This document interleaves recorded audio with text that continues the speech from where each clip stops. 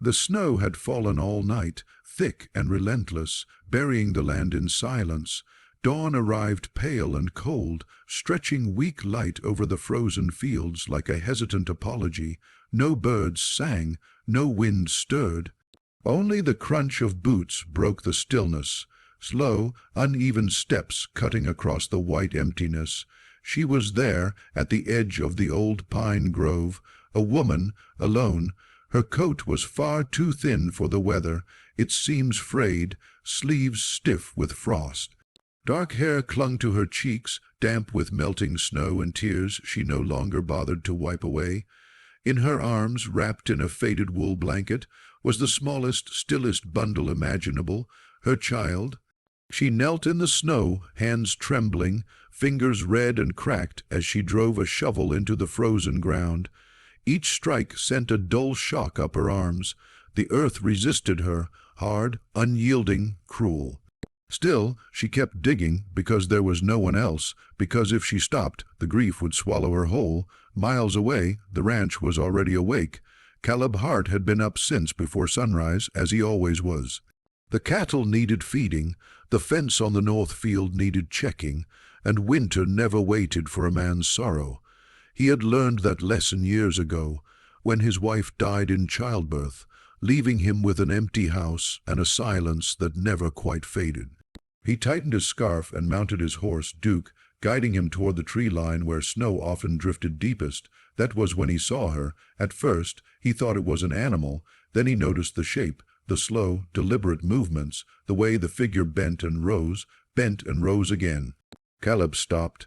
Something about the scene felt wrong, not dangerous, just unbearably heavy. He dismounted and walked closer, boots sinking into the snow. As he neared, he saw the mound of earth, the tiny bundle laid gently beside it, and the woman's hollow expression as she forced the shovel down again. "Ma'am," he said softly, not wanting to startle her. She flinched anyway, spinning around, shovel raised like a weapon. Her eyes were wild, rimmed red, burning with a mix of fear and defiance. "Please," she whispered, "please don't take him." Caleb froze. "I'm not here to take anything," he said quickly. "I swear, I saw you from the ranch." Her knees buckled. She dropped the shovel, clutching the bundle to her chest as though the wind itself might steal it away. "He's already gone," she sobbed. "There's nothing left for anyone to take." Caleb swallowed hard. He had seen death before, plenty of it, but nothing prepared a man for a mother holding her child in the snow. "Let me help," he said, stepping forward. She shook her head violently. "No, I can do it. I have to." The shovel lay half, buried in snow between them. Caleb looked at her hands, raw, bleeding, barely able to close around the fabric of the blanket. "You shouldn't be alone out here," he said gently. "Not like this." Her voice broke. "I've been alone for a long time." For a moment the only sound was her crying, and the faint groan of the frozen earth beneath them. Then Caleb bent down, picked up the shovel and drove it into the ground beside her grave. "I'll dig," he said. "You don't have to ask me. I'm not leaving."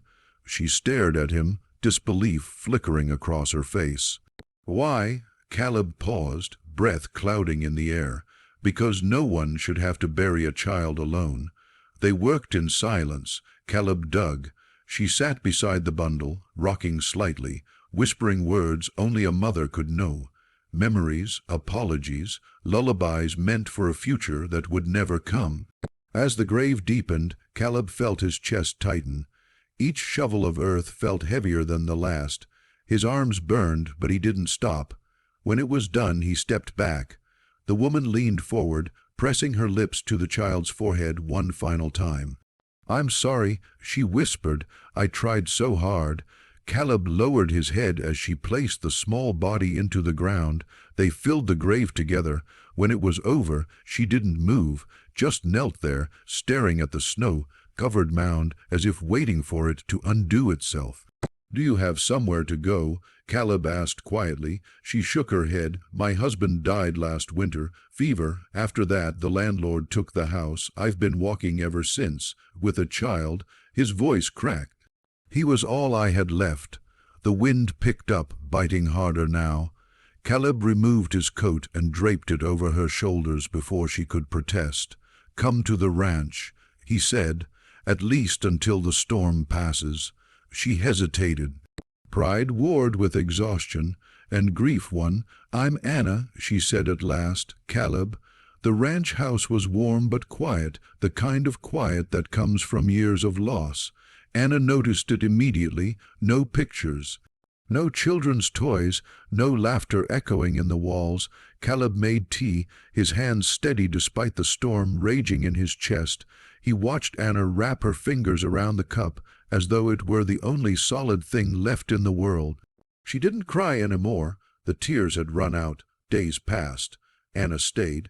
She helped with chores, cleaned the house, moved through the space like a ghost learning how to breathe again. Caleb didn't ask her to leave. He didn't ask her to stay. They existed side by side, two broken people held together by the same winter silence. One night, Anna stood by the window, staring at the snow. "I still hear him," she said softly. "At night," Caleb nodded, "I still hear my wife." She looked at him then, really looked, and saw the same hollow place in his eyes. From that night on they spoke more about love, about loss, about the strange way grief didn't shrink, but how it made room for others who understood it. Spring came slowly. Snow melted. The grave beneath the pine trees revealed soft earth and wildflowers pushing through. One morning Anna walked there alone. She knelt, placed a small wooden cross Caleb had carved, and whispered, "I'm not alone anymore." When she returned to the house, Caleb was waiting on the porch. "I was thinking," he said, voice unsure, "this place, it's been empty a long time." Anna felt something warm stir in her chest, not happiness, not yet, but possibility. "Maybe," she said, "it doesn't have to be anymore."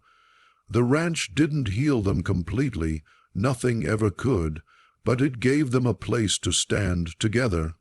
And every winter after that, when the snow fell heavy and the world grew silent, Caleb remembered the day he stopped everything to dig beside a grieving mother, and how, in doing so, he found his way back to life.